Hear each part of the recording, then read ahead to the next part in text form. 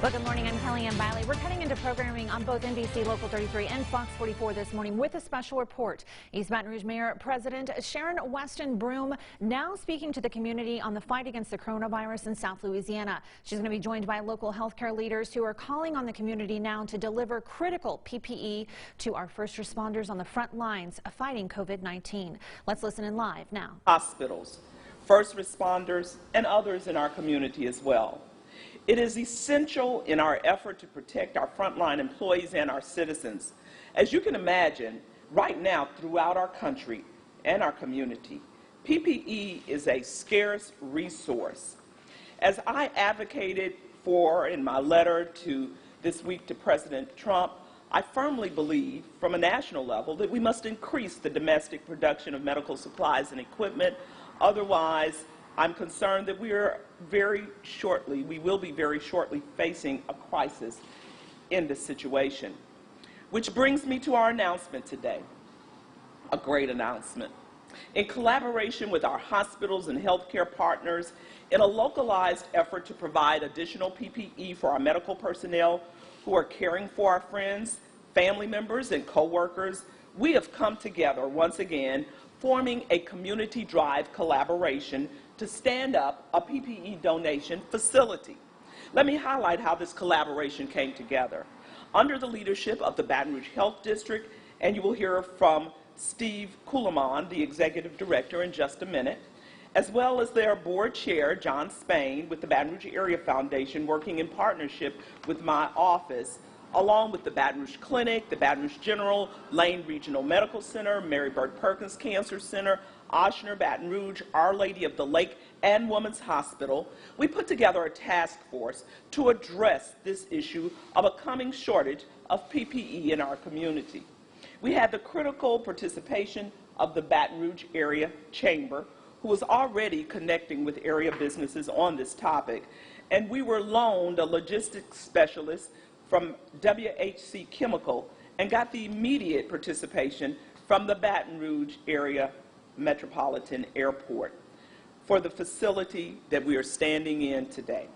All of this collaboration came together literally in a matter of a couple of days to set up this operation and even to stand up a website to support the effort. This is what community does. When we recognize a need, we pull together the necessary resources and people, and we make it happen. This donation site serves as a business-to-business interchange to intake, organize, and export much-needed supplies to our area hospitals. Now, I need to make this clear. This location is not a donation site for the general public. We're calling upon businesses, industries, and medical and dental offices that are closed or not performing certain procedures to donate their protective equipment that can be utilized in hospitals. Mr. Kuhlman will highlight this point a bit further in his remarks. Those who wish to donate can first visit BatonRougeHealthDistrict.com, that's BatonRougeHealthDistrict.com, to find specifics on the types of donations we're interested in. As I said, we have taken a whole community approach to battling the coronavirus. We have taken actions to fight for our businesses and our restaurants. We are aligning and connecting our nonprofits to address critical community needs like feeding and child care. We have unbelievable alignment amongst our hospitals, standing up a community testing site that's been in operation for a week and a half and tested nearly 1,000 people. And we're here again with public and private partners. We are all pulling together a call for businesses to donate and support our healthcare workers with much needed supplies. We will see our way through this, Baton Rouge. I'm so grateful for all of the partners who are standing here today who did not hesitate to put in human capital, financial capital, and political capital to make this happen. Let us continue serving as an example of a whole community approach. I will now ask Mr. Kuhlman to come up, followed by John Spain, and then Adam Knapp. Then we will take questions from there. Thank you. Mr. Kuhlman.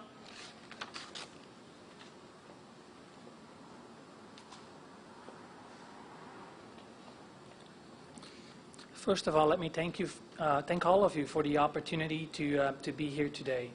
Great challenges sometimes come with great unity, and this might be just such an example.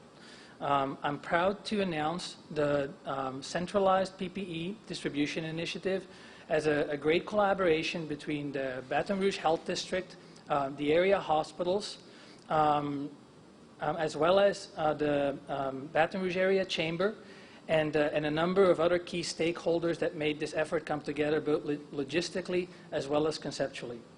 We will start setting up the operations today to take in pre-organized donations tomorrow and be open to the public and to the business community as early as Monday.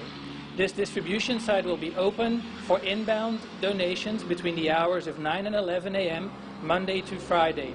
We highly encourage, especially for larger volume donations, to make advance arrangements through the brhealthdistrict.com websites, especially the PPE donations at brhealthdistrict.com email address or the dedicated number 225-763-4240. As the Mayor mentioned, we are primarily currently focused on medical grade supplies as well as contingent supplies with the same performance characteristics and certified for medical or industrial PPE uses.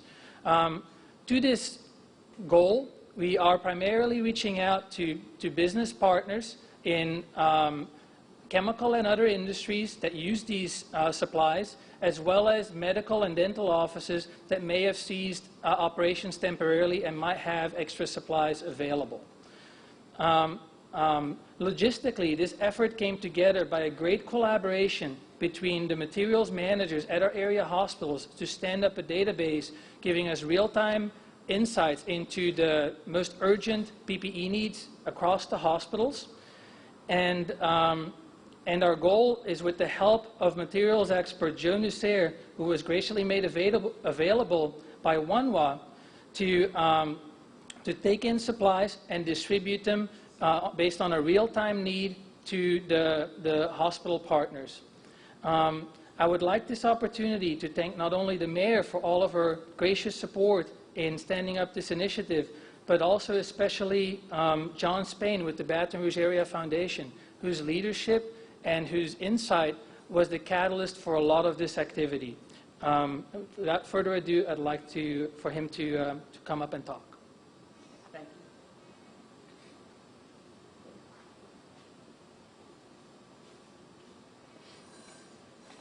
Good afternoon, everyone.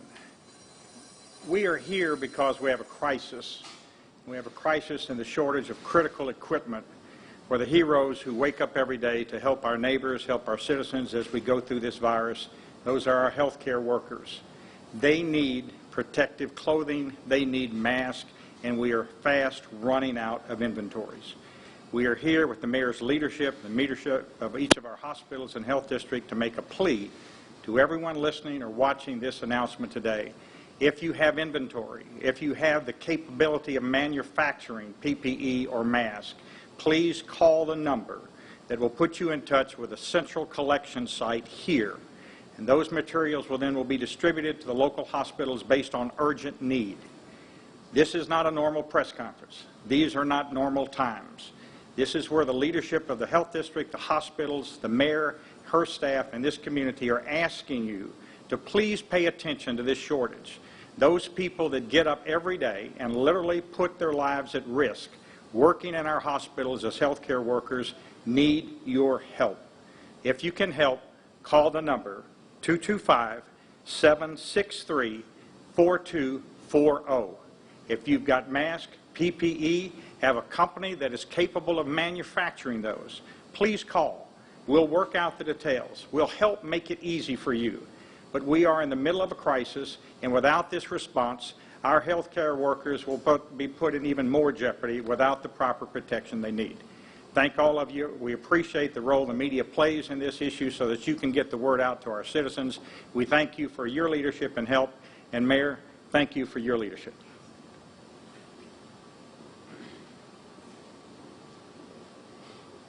Thank you, Mayor.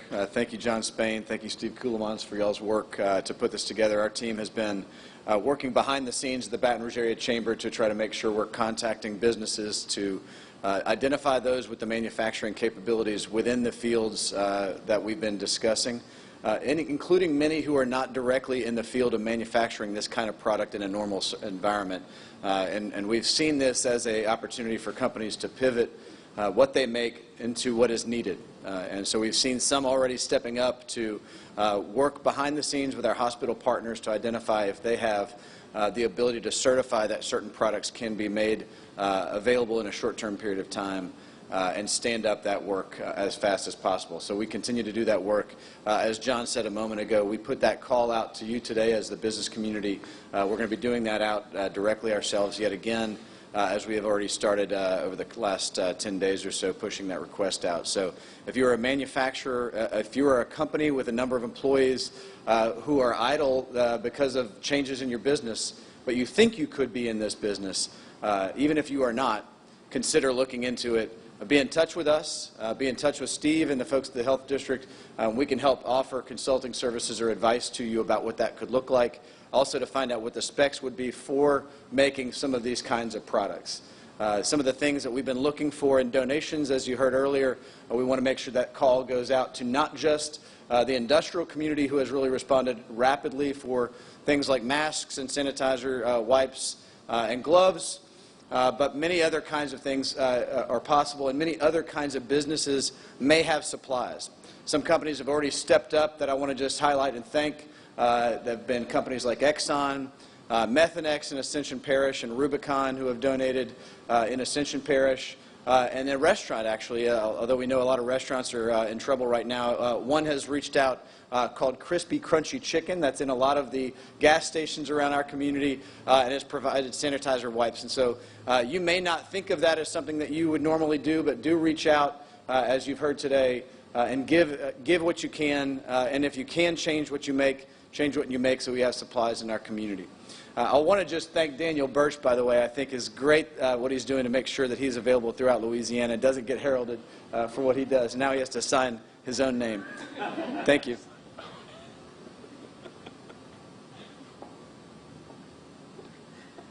That was certainly a well-deserved shout-out for Daniel, unsolicited. We greatly appreciate you. I will also, once again, like to thank the Baton Rouge Metropolitan Airport, all of our health providers who are here. The Louisiana Chemical Association is represented today by Greg Bowser. Thank you. And all of our hospitals have representatives here. Thank you to all of our hospital partners who are here today. Now we'll take any questions that you might have. Yes? Yesterday, the governor said his most short-term concern is ventilator capacity. Do you share those concerns, especially as the number of cases in Baton Rouge starts to grow a little bit faster? I think I heard you say ventilator capacity. Capacity at all levels, and that includes ventilator capacity, absolutely. As you know, we talk about a whole community approach, and so we have to talk about a whole healthcare approach in the midst of that. It's couched in, and that means everything that is necessary to keep our citizens alive and help them in the recovery of COVID-19, and certainly ventilators are an integral part of that, so absolutely. Terry? Adam? You said you guys have been working to try to identify different businesses and manufacturers and how to ship it here. Do you guys have any idea of the percentage of businesses in our region or a number that you possibly pitch in here? The question was whether we have a percentage of businesses that could possibly shift to be making products. No, there's not a percentage. We've been specifically targeting companies that seem like they make a product that's relatively close to this or have supplies of something that they make that is relatively close to some of the kinds of PPE requests that are out there. So when we've been looking for companies, we've been doing more targeted searches to see which ones seem like they could already switch. And what we've been doing more, and you hear today, is rather than targeted specific outreach, is putting an all-call out there. If you're thinking about this, please reach out to us. even if you don't know yet. Obviously, a lot of folks at home have been trying to figure out how to make masks for themselves, and you've seen a lot of creativity happening around the country. One of the things that we've seen examples of is, we're not yet ready to say we're there yet, but we're looking at the idea of 3D printing of some of the supplies from local capacity for 3D printing and manufacturing some of the capabilities we are blessed to have in our community because we have LSU and Southern here and some incredible, brilliant engineering talent and technical capabilities. And so those are things that are in the works that we're looking at to see if that's a possibility. Now the focus is on donations and helping everybody who thinks they have even 1 or 5 or 10 or 100, you donate what you can, and then we'll see what we can convert to be manufacturing as well. I know you said this distribution center is going to be primarily focused on taking donations from business and industrial community. Do you have any interest in maybe doing something more community-driven as well, leading that in the future? Absolutely. Not only are we seeking donations from our business community, but we are seeking donations from the community at large. And I will tell you, we've had people responding in that space as well. Today's focus is the business community, but we've had people donating from the community, and we've been taking those donations at MOSEP, which is right down the road. Mayor, this is where it's all going to happen. Can you kind of walk us through the process? Is the business going to drop off items, you're going to put them in a truck, distribute them to the hospitals, or how's it going to work? We're going to let one of our, would you like to? We're making sure we don't bump into anybody. I might be able to help here. We've had the great opportunity not only to work closely with the materials managers at each of the area hospitals to get input and insight into what the priority items are of highest need, but also work with the antimicrobial stewardship experts at multiple hospitals to really define a safe process to make all of this work as best as possible logistically. Some of the hallmark items that includes is we'll make sure as we take in supplies that there is first of all of the workers that will present here that will be part of the effort will be, that their temperature will be tested. We'll be checked every morning before they report to work. Anyone with a temperature over 100 degrees will not be able to work. We will also set up a 6-feet buffer zone for inbound supplies where all of the drop-offs can be delivered and then safely handled by our staff through a mechanism drop pickup. Will apply for our outbound supplies as we deliver in the afternoon. So the general flow will be 9 to 11 inbound, 11 to 1 o'clock process of supplies, 1 to 3 p.m. outbound supply deliveries. There will be a buffer for both inbound and outbound of 6 feet that will be visually marked. And all of our workers will wear gloves, PPE, as they handle cardboard boxes, based on the guidelines of the different antimicrobial stewardship and infection prevention departments at the hospital. And since a lot of us are live on Facebook right now, can you just say the address of where we're at, where this location is? Let me just make sure I get it right. 9455? Our address is 9455 Plank Road in Baton Rouge. And that's just for commercial, it's not for people, it's not general distribution here. How will logistics work to determine where the supplies go in terms of doing something? Will hospitals be contacting you? How does it work? So we have an ongoing task force with all of the materials managers from the different hospitals to determine the items of highest need. And they are posted on our website on brhealthdistrict.com as well. And those will evolve over time as the priorities change. We have ongoing task force calls and huddles on a daily or bi-daily basis to update supply and demand in close to real time. We have a logistics expert from the chemicals industry, Jonas Sayre, who is assisting us at implementing best logistics practices. He is setting up a centralized database with centralized item descriptions that can be shared between all of the hospitals to coordinate deliveries as best as possible. He's got a background in SAP, inventory management, as well as in Lean Six Sigma, supply chain flow best practices, and those will be implemented as we start setting up and staging here later today. I know it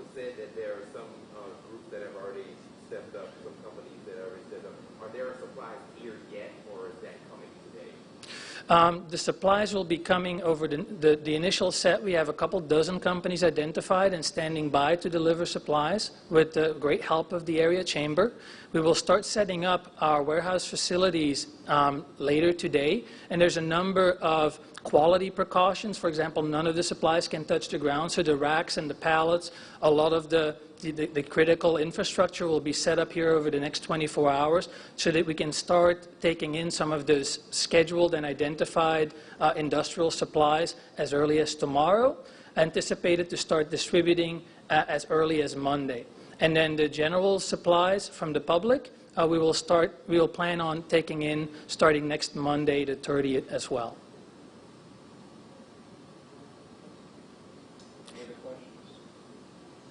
Thank you. Well, once again, thank you all for being here today, and thank you for helping us get information out to our community as we battle and work through the COVID-19 crisis. Thank you all so much.